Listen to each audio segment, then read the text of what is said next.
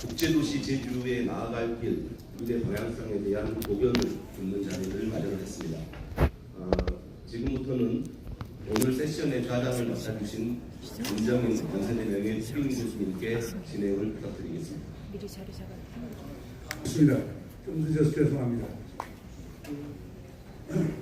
한 자리가 비었는데 우리 송재욱 개정 같은 위원장이신데 서울에서 비행기가 연착이 됐답니다. 그 이유는 제주공항이 컨제스트가 돼서 제주공항이 번잡해갖고 비행기 내릴 시간이 없어서 그래서 좀 연착이 되고 지금 오는 중인데 지금 거의 도착했는데 너무 지연이 되면 좋은 것 같지는 않아서 그래서 시작을 하려고 봅니다. 오늘 오신 분 소개해드리겠습니다. 그래서 제 옆에는 여러분 잘 아시는 우리 문대희 이사장입니다. 박수 환영입니다.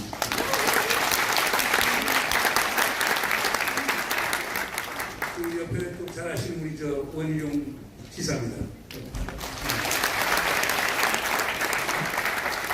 저는 여기 지사니까 소문 잘 모르지만 두 분이 잘 한 자리에 안 모이신다는데 오늘 이렇게 모이신 두 분이 다시 이 자리에 모였다는 점에서 다시 한번 크게 박수 합니다.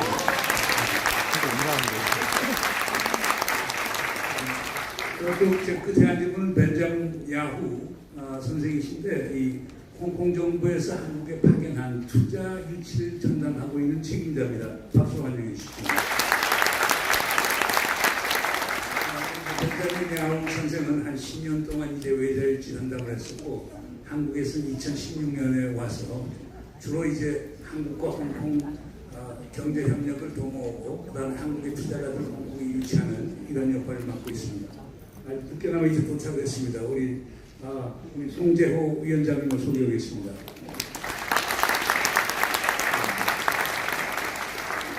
송재호 위원장님은 우리 제주대학 교수님 현직으로 계시고 지금 이제 겸직으로 지금 위원장하고 계시는데 대한민국에서 국토 발전과 관련해서는 제영향력이 있는 그런 분입니다.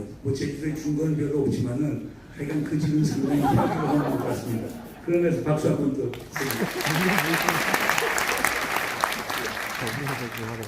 오늘 그냥 형식가리지 않고 그냥 편안하게 진행하고 저희 1시간 반인데 지금 10분을 까먹었으니까 한 1시간 20분인데요. 제 생각 같아서는 50분에서 1시간 50분 정도는 우리끼리 토론하고 남은 2, 30분은 플로어에 오픈하는데 지금 너무 사람들이 많기 때문에 손 들고 하는 건 힘들 거 없고 진행 요원들께서 서면으로 저한테 질문을 주시면은 제가 서면으로 질문하도록 하겠습니다. 진행하시는 분들께서는 그 서면 질의가 있으면 좀 더 수고를 해서 저에게 좀 갖다 주십시오. 우리가 2002년에 이제 국제 자유도시 특별법이 이제 통과가 됐고 그때 이제 김대중 정부 시절이죠. 제주 국제 자유도가 시작이 됐습니다. 사실 그 이유는 솔직히 이제 신구범 지사님 계셨을 때 1992년 3년 그쯤인데 그때부터 이제 얘기가 많이 됐었습니다. 그래서 소위 사람과 물자와 자본이 자유롭게 오갈 수 있는 그런 도시를 한번 만들어보자. 그래서 홍콩도 모델로 삼았고 싱가포르도 모델로 삼았고 그래서 아니면 또 그때 우리 제주 고유의 어떤 모델을 만들어보자. 그래서 제주 대한민국 전체가 국제화되기가 힘드는데 제주가 선도적으로 좀 국제자유 도시에서 좀 앞서 나가보자. 그래서 그때 기억나기에는 신구범 지사께서 말씀하시는 게 결국 궁극적으로는 그때가 이제 우루과이 라운드 우리가 비준을 해주고 그다음 OECD 들어가느냐 마느냐 하는 이 과정이 있었기 때문에 우리 한국 사회가 소위 국제적으로 자유화되는 것은 기정사실화되고 있는데 제주도가 조금 어떻게 앞서갈 수 있느냐.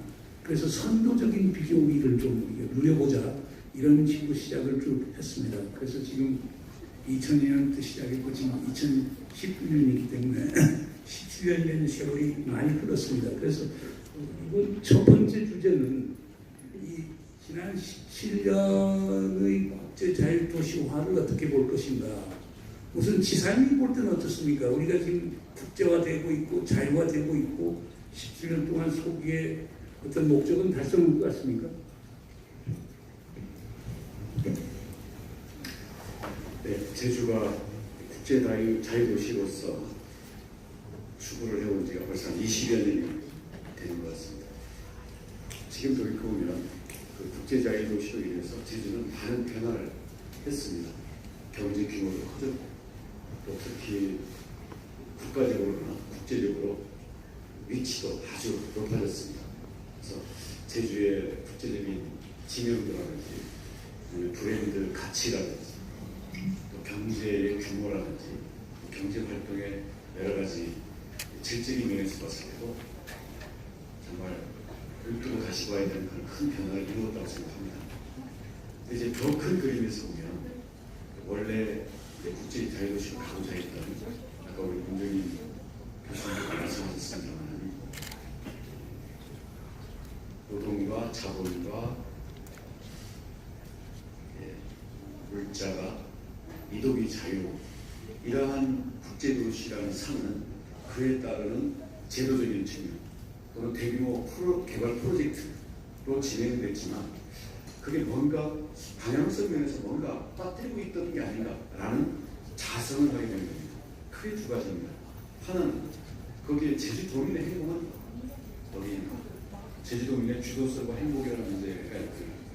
또 하나는 이 발전의 방향에 있어서도 개방된 국제 자유도시라는 것보다 이제는 삶의 질이라든지 환경의 가치라든지 지속 가능한 개발이라든지 또 이제 4차 산업혁명으로 대별되는 미래의 가치 이런 부분들에 대해서 20년이 지난 세월 동안 우리 스스로의 가치와 세계가 바뀌어 온 거죠.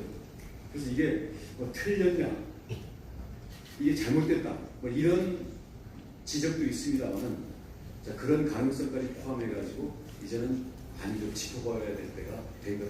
그리고 그 과정에서 추진 역량에서의 한계라고 합니다.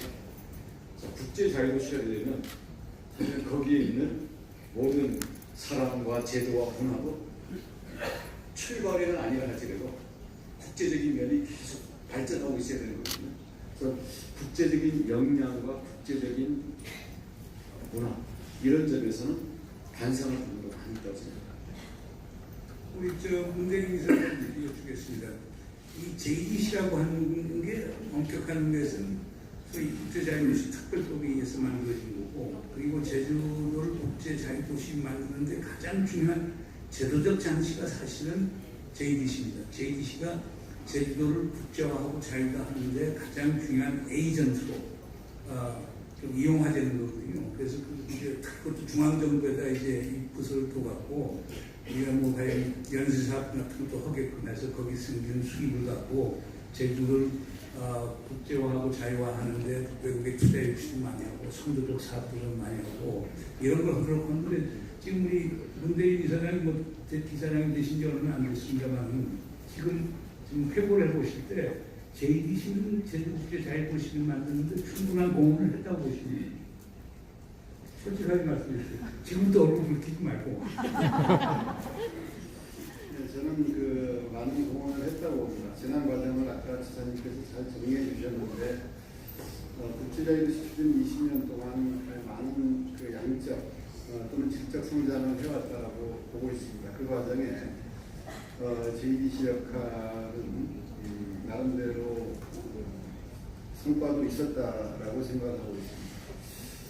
아까 이제 면세점 수익금을 말씀하셨는데 내부 지원으로서 면세점 수익금 그리고 이제 외부 지원으로서 여자 유치 등을 통해서 약 6조 한 6천억 정도의 인프라 구축 사업, 관광 인프라 구축 사업을 지금까지 해왔습니다. 프로젝트 수행 사업들을 해왔는데 최근에 와서는 많은 이제 가치 변화 그리고 환경의 변화가 생겼고 그 양적 성장, 양적 변화의 과정 속에서 누구를 위한 성장이었느냐라는 부분 그리고 그 과정에 이제 있었던 환경 파괴라든가 개발 필요 주문 이러한 것들 때문에 아시다시피 저희 기관이 나름 이제 책임과 공격을 받고 있지만 지난 과정을 돌이켜보면 JDC는 기관으로서 주어진 역할을 이제 충실히 해왔다라고 보고 있습니다. 문제는 이제 앞으로 이제 우리 JDC가 도민들께 사랑을 받기 위해서 어떠한 일들을 해나가느냐 그런 고민이 매우 필요한 거라고 하는데 저희는 원칙적으로 JEDC가 여러 가지 사업들이 있지만 지금까지 추진해온 사업들에 대해서는 지금 아시다시피 여러 가지 문제들이 있는데 그 현안들에 대해서는 빨리 도와 중앙정부가 협력해서 수습 정리하고 이후에 벌려나가는 사업들은 기본적으로 제주의 가치를 반영한 프로젝트 그래야 도민들이 호응하고 그래야 이제 제주도와 함께 갈 수 있기 때문에 그것을 기반으로 제주의 가치가 반영된 프로젝트를 만들어내기 위해서 저희도 고민하고 여러 가지 지금 용역을 준비하는 작업이라든가 진행하고 있다는 말씀을 드리겠고요. 조금 부족한 부분이 있었겠지만 앞으로 더 나은 모습으로서 다가설 준비를 하고 있습니다. 그 이제 추가 이제 검토를 한번 하도록 해보겠습니다. 송재 위원장님, 어떻게 보면 사실상 우리 사실 국토의 균형 발전 문제는 이제 노무현 대통령이 이제 처음으로 시작이 됐고 그 당시 이제 균형발전위원회를 만들어서 성경용 위원장이 이제 오랫동안 위원장을 하고 그랬었는데 그 전에 이제 김대중 정부 있었을 때 제주도에 국제자유도시특별법이라는 걸 만들어서 제주도가 국제화하도록 도와주는 게 당시 김대중 정부 입장에서는 하나의 균형발전 정책이었거든요.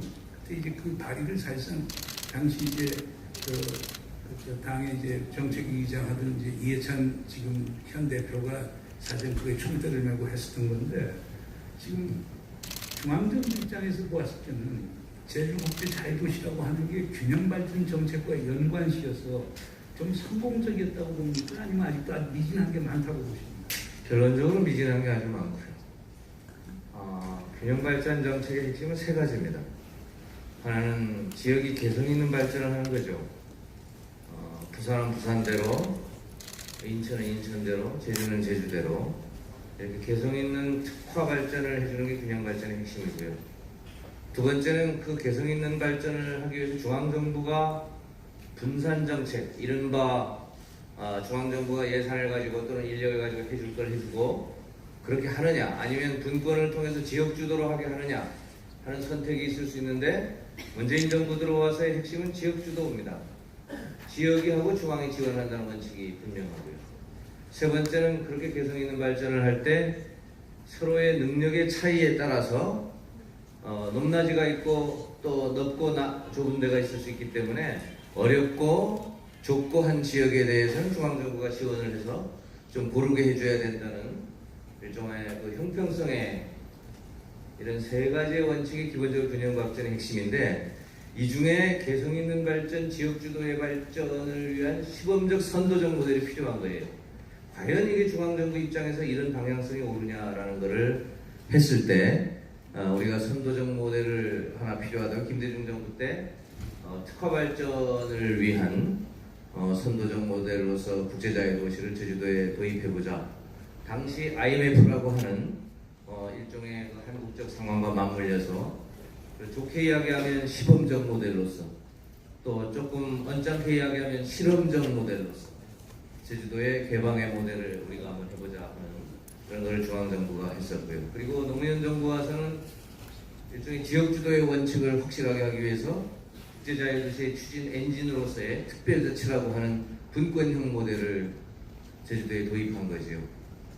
그런 지점에서 아쉬운 점 하나는 국제자유도시라고 하는 것이 일종의 데스티네이션, 목적지가 아니라 아까 지사께서도 지적을 했고 문대림 이사장께서도 이야기했습니다만 국제자유도시는 일종의 수단적 측면인데 그 국제자유도시가 지향하는 최종 목적지가 어떤 그림이었는지에 대한 일종의 전문가적 합의 또는 도민의 합의 이런 것들이 굉장히 부족했다는 생각이 들고요.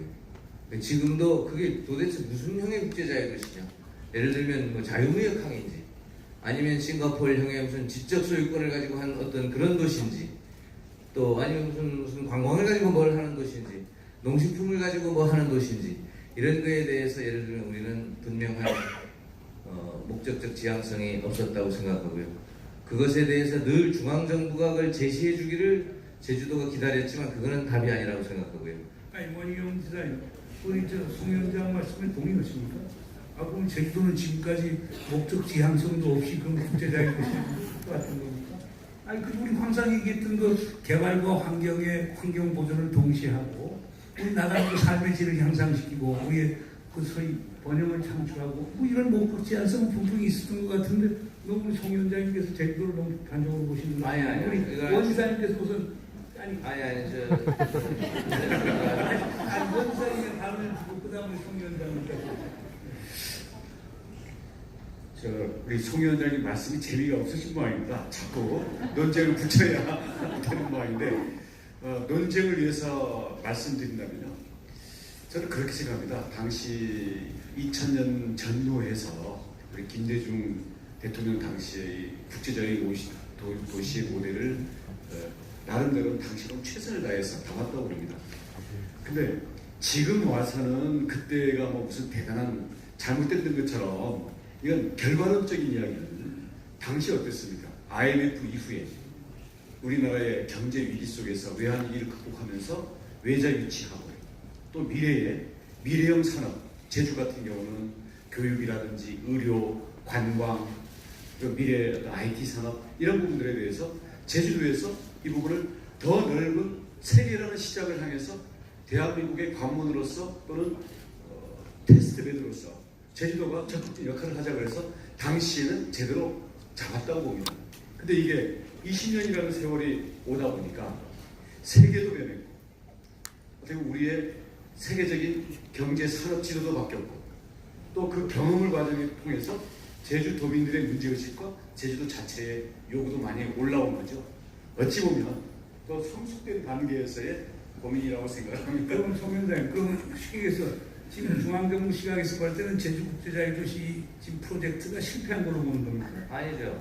진행 그러니까 중인데요. 정확하게 평가를 좀 해주시죠. 진행인데 다시 좀 말씀드리면 삶의 질을 향상하고 환경을 보존하고 이거는 국제자유도시의 기본 전제지 그게 목표성이 아닙니다. 당연히 국제자유도시를 하면 도민의 일자리를 창출해서 행복을 증진하고 환경을 보존하고 해야지. 그럼 환경을 파괴하고 도민의 삶의 질을 저하면서 뭘 한다는 건 말이 안 되잖아요. 그러니까 그런 소위 당연한 이야기 빼고 제주가 뭘 하려고 했느냐고 물어보면 제가 그냥 내가 문 교수님께 문 교수님은 세계를 여러 가지 돌아다니고 대통령의 외교하고 특보도 하니까 제주가 국제도시가 맞습니까? 아니 무슨 사람과 우선 아까 일단 우리 홍콩 쪽에서 얘기했지만 우선 사람이 자유롭게 오갈 수 있는 건 그게 없어요.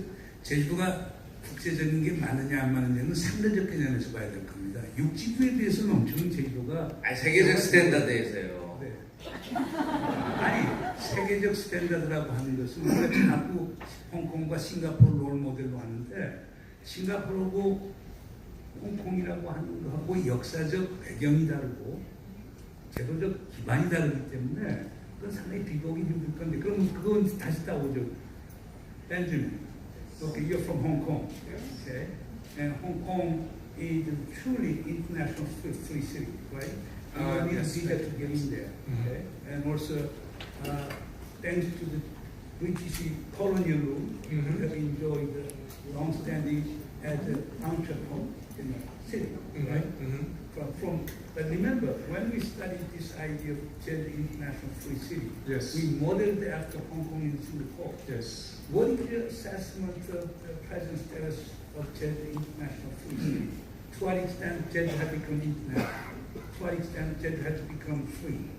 To what extent, as Chairman Sung pointed out, to what extent do you think that the Jeju achieved its stated goals? Okay. Yeah. Okay. Thank you for the questions. And first of all, I would like to say that actually Hong Kong and Jeju share similarities. First of all, both Hong Kong and Jeju are in the south. We are in the south of China. You're in the south of the Korea. And secondly, Hong Kong is the south. We are a special administration region, and Jeju is also a self-governance province. So we share similarity in terms of this kind of background. As a free international city, as Professor Moon mentioned, that we are looking for a free flow of capital, free flow of information, free flow of people or tenants. I think in this sense, looking back to the development of the Jeju, at least from my observation as a foreigner, in the last 20 years, I think you have made commitment and improvement in these terms. We see more and more foreigners actually coming to Jeju, not only for tourism, but some are actually looking for business opportunities. The airport in Jeju, I would believe that it is the top 3 international airport in Korea after Incheon and after Busan probably. So that creates international traveler directly coming here. In terms of policies that attracting foreign investment to Jeju, I can see the effort by both the Jeju government and by JDC to attract or to set out a plan or some incentive to let the foreign companies coming in. So as a whole, I think you are going to a good direction in terms of making Jeju a free international city. From the experience of Hong Kong, we have been developing our city for more than 100 years. And we changed ourselves from a trading hub to now a services center, and to now more a gateway to China. So in that sense, I suggest that Jeju can continue to work on the direction, and I'm really happy that if there's anything that I can share, that I will share. Thank you very much for your assessment. 우리 송 위원장님, 우리 저 벤자민 야오 선생은 제주가 상당히 그 국제화가 됐다고 하는데. 손님으로 와서 아니 우리 저 벤자민 선생 아까 얘기를 해봤는데 그렇게 그 소위 플래트리하게 소위 아부할 뿐은 아니고 기본적으로 그러니까 대한민국의 다른 지역에 비해서는 분명히 제주가 국제화 됐다라고 하는데 그거에 동의 못했습니까? 아니요, 그거에 동의하는데 대한민국하고 비교할 건 아니잖아요. 예를 들면 우리가 국제자의 도시라는 표현을 썼을 때는 저는 2가지의 전제가 있다고 봅니다. 하나는 제주가 자급자족 경제가 부족하다. 내수 경제가 안 되잖아요. 통상을 해야 되니까 통상의 시범적으로 좀 해보자는 거고, 또 제주가 가지고 있는 이게 이쁜 섬이잖아요. 위치 가치도 좋고, 여러분 뭐 그걸 아무렇지 않게 들릴지 모르지만 제주 김포보다 제주 상하이, 제주 북도가 가깝잖아요. 그러니까 그런 위치 가치를 우리가 잘 활용하면 뭔가 대한민국 경제에 큰 임팩트를 줄 수 있는 곳이 되겠다. 큰 야심을 간 거죠. 첫 좌절은 영어 공용화에 좌절한 겁니다. 그러니까 제주도에서 영어 공용화 어렵다. 나도 반대했어. 그러니까 이제 그런 부분에서 우리가 정말로 국제적인 그런 통상의 수단을 정확하게 갖췄느냐라고 이야기할 때 우리 교수님 홍콩에 비하면 솔직하게 얘기하면 상당히 부족하다라는 거거든요. 우리 원지사님 아까 우리 벤자민 이야기를 들으면서 벤자민은 유사성만 얘기했어요. 근데 홍콩, 싱가포르와 제주도의 차이점을 저는 이렇게 봅니다. 홍콩과 싱가포르 같은 경우는 소위 지리적인 동서양 무역하는 과정에서 무역의 관문이었고, 또 그거에 기초해서 물류, 항만, 항공, 나중에는 금융사업에 이르기까지 문명과 문명의 교류 면에서의 관문 역할이라는 역사적인 근거가 있고요. 그렇기 때문에 거기에서는 홍콩이나 싱가포르의 자연 환경이라든지 거기에 어떤 사람이 살고 있는지 이런 크게 문제가 안 됐습니다. 입지 자체로 전 세계적인 중심 위치가 될 수밖에 없는 거죠. 거기에다가 이제 중국이 큰다든지 중국 경제권이 큰다든지 이런 과정 속에서 홍콩과 싱가포르는 한때 강력한 제조업도 있었고요. 그러면서 인구가 홍콩 같은 경우는 한 750만, 싱가포르는 500만 이런 정도로 해서 산업의 구성이라든지 그게 국제적으로 갖는 전략적인 의미나 이런 것들이 좀 영역이 다르다고 생각합니다. 제주도가 그런 면에서 홍콩과 싱가포르 모델을 쫓아간다는 것은 저는 가능하지도 않고 그건 말이 안 된다고 생각합니다. 대신 그 제주도라고 해서 제주도가 국제 자유도시라고 했을 때에는 홍콩과 싱가포르 같은 그런 사업이나 그런 입지로서 역할을 하겠다는 게 아니라 제주가 가진 나름의 장점을 살려서 하되 거기서는 국제적인 연결 그리고 국제적으로 오려고 한다면 이거를 제주의 예를 들어서 지역적인 배타성이라든지 대한민국 제도라는 이 틀에 묶여 있으면 사실 새로운 걸 아무것도 할 수가 없기 때문에 여기에 강력한 자유라는 그런 환경을 만들어주자. 그런 문제의식에서 저는 출발은 좋았다고 생각을 하고요. 대신 이 내용을 채워나가는 게 솔직히 말하면 아직도 시행착오 중인 면이 많은 거라고 봅니다. 시행착오를 제일 많이 한 데가 JTC 같은데 문제는 이제 여쭤보겠습니다. 자, 우리 JTC가 시작을 할 때 실제 선도 사업을 해서 제가 볼 때 영어교육 도시는 상당히 성공적으로 가는 것 같고 그 다음에 두 번째는 뭐 심화 역사관행도 좀 착수가 됐고 물론 오폐수 문제가 있긴 있지만 그 다음에 첨단 과기단지도 상당히 예상외로 처음에부터 상당히 부정적이었는데 지금 지나놓고 보니까 상당히 성공적이 된 것 같고 예래 건은 지금 소송에 걸렸고 그 다음에 녹지재단이 하는 헬스센터는 우리 지사님께서 명을 취소해버렸고 서귀포 미화는 공공재를 만들어주는 거니까 그렇게 돼 있고 그 다음에 또 뭐가 있습니까? 이사장님 네, 다 말씀하셨습니다. 말씀드렸습니다. 그 보면 자 실제 선도사 앞에서 서귀포는 그냥 거저 먹는 거고 미양이니까 그 다음에 두 개는 성공, 두 개는 실패, 하나는 성공의 합동. 아예 착수도 안 했습니다. 사라져 버렸어요. 아니 그 코스메틱하게 됐습니까?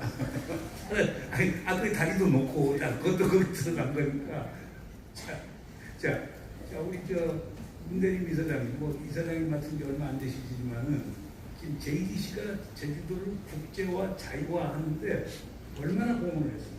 법이 정한 거에 비추어 봤을 때 그리고 최초 시작할 때 실제 선도사 앞에서 제주를 위해서 하겠다라고 했을 때 봤을 때 지금 어느 정도 공헌을 했고 뭐가 문제인지 한번 좀 소상하게 좀 말씀을 여기서 지금 많은 분들 계시니까 말씀을 좀 해주셨으면 고맙겠습니다.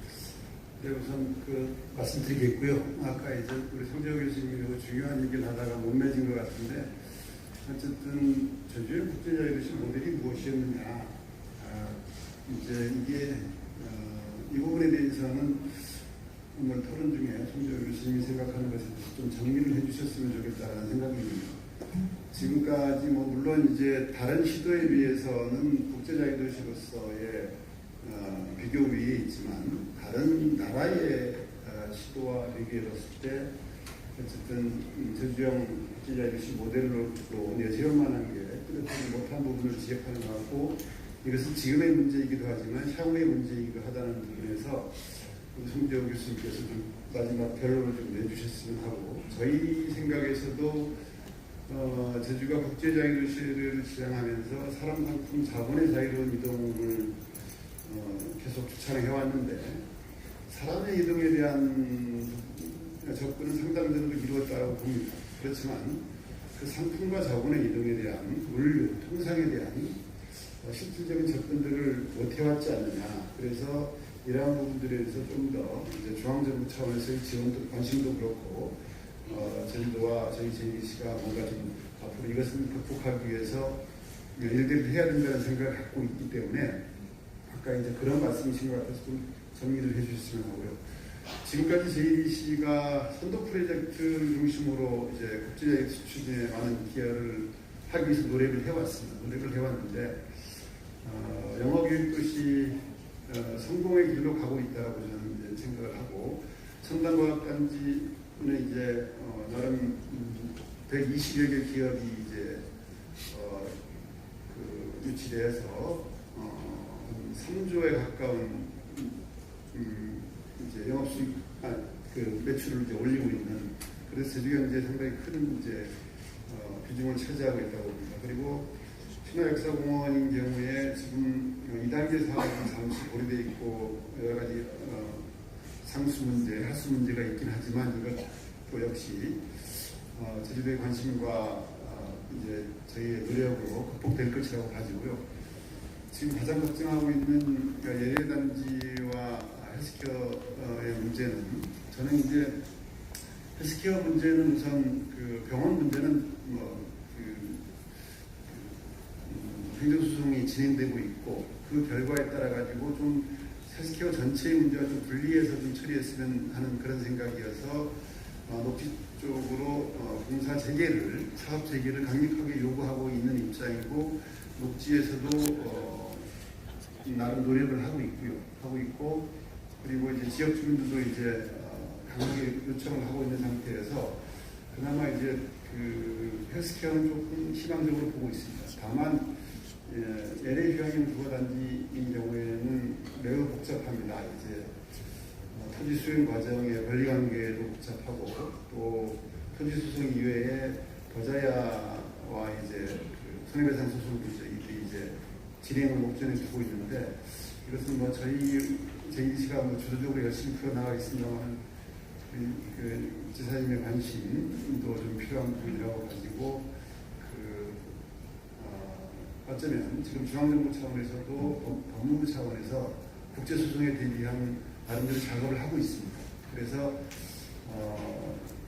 그 국제자유 추진 과정에 발생한 시행착오에 대해서 물론 뭐 JDC의 과오 부분은 뭐 충분히 인정합니다만, 이런 부분들에서 그 도민적 역량을 모아서, 지와 역량을 모아서 잘 해결해 나가는 것도 매우 이제 그 도민적 역량을 과시하는 것이라고 보기 때문에, 저희도 이제 전사적으로 집중해서 별도의 그 담당 처도 만들어서 대응하고 있다는 말씀을 드리겠습니다. 그래서 맨 처음 제가 얘기했듯이 어쨌든 양적 성장을 위해서 많은 기여를 했다고 보고 있지만, 그간에 발생한 이제 가치 변화, 환경의 변화에 제대로 JDC가 대응하지 못한 점도 있고, 또 그러던 차에 어쨌든 개발 그 필요감, 뭐 이런 것들에 대한 그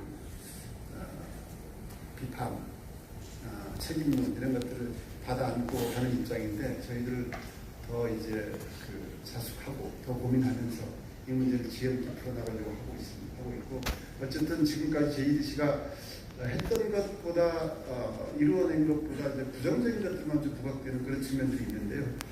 저희 우리 교수님, 아니 부정적인 것들이 있기 때문에 부각이 되는 거 아닙니까?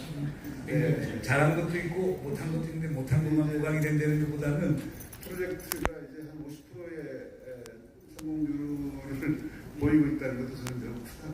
원 지사님 보실 때는 어디 JDC가 제 역할을 하는 거 같습니까? 마이크로폰. 예, JDC가 왜 존재해야 되는가를 생각하면, 그래서 국제적인 이런 투자, 그런 것들을 기획하고 이 전체 과정을 관리하고 또 사후 관리를 해나가려면 무슨 전문성이 있어야 될 거거든요. 뭐 쉽게 말해서 그 썰라썰라 내지는 이 국제적인 업무 관행 속에서 어느덧 다른 사람들을 우리 공무원들이 한다라든지 아니면 우리 지방 차원에서 한다는 것은 특히 출발 단계에서는 한계가 있기 때문에 전문성과 연속성, 그리고 어떤 일관된 그 결과에 대한 책임을 위해서 당연히 전문기관으로서 필요하다고 생각합니다. 그리고 6대 3도 프로젝트를 가지고 매우 야심차게 진행을 했는데요. 문제는 지금 시점에서 보게 되면 많은 비판이 쏟아지는 게 뭐냐면, 결국은 땅을 사서 투자자를 유치에다가 거기에 매각해서 결국 그 개발은 투자자들이 한 거 아닙니까? 투자자들이 나름대로 열심히 하거나 내용이 괜찮은 경우에는 지금 한 두세 가지가 성공적으로 가고 있고, 투자자와의 관계에서 사실 중간에 문제가 생기면 아무런 대안이 없는 거죠. 지금 뭐 헬스케어나 예외 단지에 대해서 지금 문대리 위수장님께서 하나는 희망적이고 하나는 머리 아프다고 말씀하셨는데, 저희는 조금 더 비관적으로 보고 있습니다. 물론 같이 해결해 나가야 되지만 이것은 JDC 차원에서만 풀 수 있는 문제도 아닐 거라고 보고 있습니다. 어쨌거나 지금처럼 땅을 매입해서 투자자한테 넘겨주는 이런 수준의 작업이고, 또 그걸 위해서 면세점 수익을 가져야 되는 그런 것, 즉 뭔가 중개기관이자 재원을 관리하는 그런 정도라고 한다면, 지금 제주도의 역량은 그 돈 넘겨주고 오히려 제주도에서 관리하는 전문성과 지속성, 그리고 제주도에 더 연결되어 있는 가지면 전혀 다른 결과를 앞으로 가져갈 수 있다. 그래서 현재는 JDC가 특히 국토부 산하기관으로서 있어야 되는 이유가 당연시되는 시기는 이미 지나버렸다고 생각합니다. 저는 더 큰 위기는 지금까지 진행하던 사업들 중에서 애물단지가 되어 있는 부분들에 대해서 지금 아무튼 뒷수습을 해야 되기 때문에 문대리 미사장님이 참 제가 볼 때는 참 운이 없는 분이다라고 생각합니다. 아마 고생을 많이 하실 텐데 저희들이 뭐 최선을 다해서 돕겠습니다만은 그렇게 쉽게 풀린 문제 같았으면 이렇게 오지도 않았을 겁니다. 문 이사장님은 반응 좀 해주시죠. 저는 제가 2년 전에는 우리 문 이사님께서 아이고 JDC는 그냥 국토부에 있는 게 좋다고 보시는데 오늘은 또 입장이 바뀌었습니다. 아니, 국토부에 없애야 된다는 얘기는 아닙니다. 저희가 그냥 문제들이 제기되고 있다는 아까 얘기죠. 지사님께서 말씀하신 부분이 투자 일치, 땅을 사고 그리고 매각 그 과정 속에서 확산된 저희 기관에 대한 부정적 인식, 이게 사실 저희들이 참 받아안기 힘든 부분인데 말입니다. 일단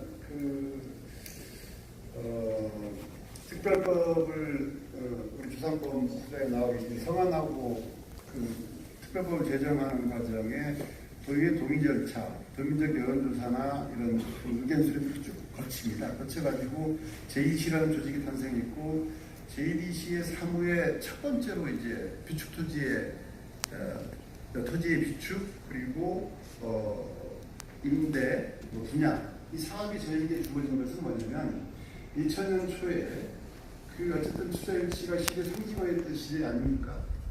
국가적 미션이었습니다. 투자일치가.